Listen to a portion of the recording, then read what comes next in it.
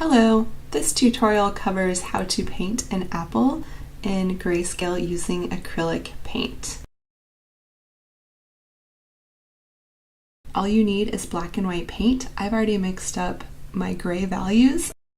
I have a light gray, a 25% gray, about a 50% gray, and a 75% gray.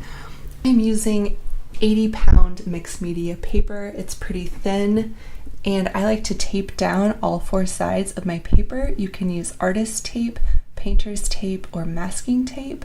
I have a lot of masking tape, so that's what I'm using here. I'm using a number 4 bright brush.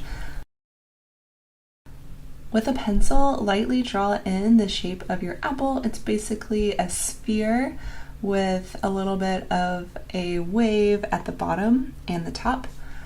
I also just drew my background line at an angle, and I'm not going to worry about any erasing with this. It's a light sketch. First, we're going to paint in the background with your lightest gray. Use really fast, short brush strokes going in different direction to get your paint to mix really fluidly. Sometimes adding a little bit of water will help make your paint be more fluid. I recommend painting the background first. That way, if you get any paint on your subject, you can easily paint over it when you paint your subject later. Painting the edge, really cut in on the side of your brush and use one really confident brush stroke so you get that nice hard edge.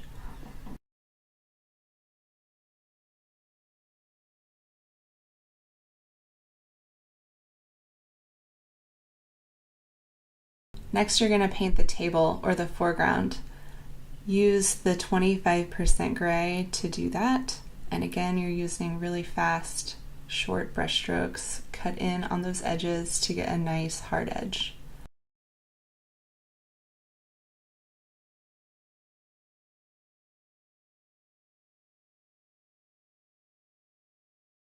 I like to rinse my brush when I change colors and then blot my brush on a paper towel. Next, you're going to paint the apple with your 50% gray. And again, I added a little bit of water into this paint so that it's really fluid.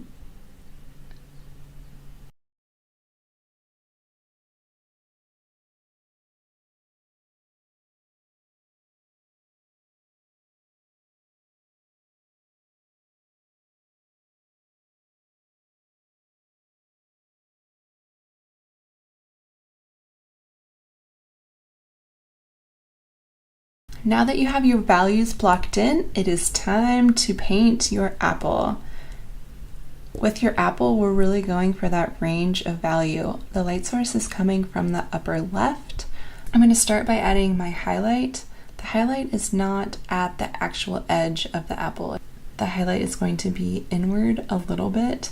So I'm using my white and also my lightest gray, and I am blending around, so I'm getting that illusion that this is a round form. Working quickly with acrylic will help with your blending, and I'm trying to blend the light value down into the darker value, and then vice versa, blend the darker value up into the lighter value. I'm establishing the core shadow. The core shadow is this area right here. Just like the highlight, it's not actually on the very edge of the apple. There's light that's reflecting back up, so the core shadow is going to be the darkest area.